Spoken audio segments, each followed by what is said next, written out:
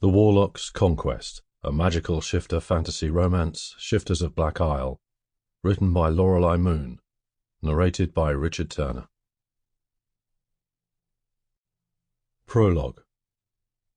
Once in every 8 springs, a girl will be put forth by one of the coastal regions, a peace offering, a condition of the truce between the giant warriors of Black Isle and the men of the mainland. 1. No one shall remain with the offering when the time comes. 2. No one shall attempt to lay eyes on or follow the giants. 3. No girl shall ever come home, or her village shall feel the giant's wrath. By this ritual we are bound, so long as our truce may last. Ferris was free, at least for the moment.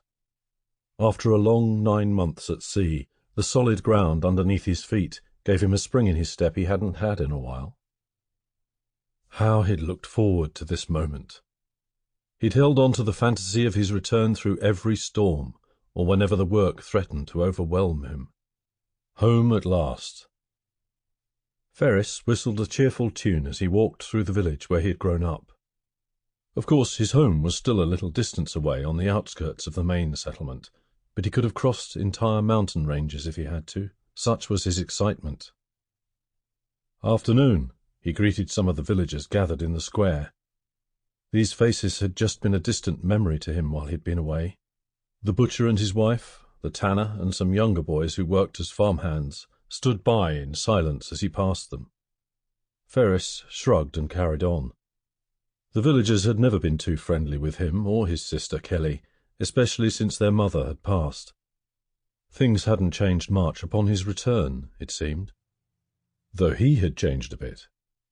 His time at sea had hardened him. Whereas a younger him would have been hurt by their rejection, it no longer mattered to him now. They weren't who he had come back to meet. As he continued up the path that snaked along the dunes surrounding his family home, he took one final look back. More people had gathered in the square. The news of his arrival was spreading fast. Ferris chuckled. No matter how quickly gossip spread in this small hamlet, his arrival would still come as a surprise to Kelly, and hers was the face he was most excited to see. There it was in the distance, the modest home he and Kelly had grown up in. It was smaller than he remembered, just a little more battered by the elements, just a little shabbier than it used to be. But it was still miles better than the accommodation on the merchant ships. Deckhands slept in any space they could. Sample complete. Ready to continue?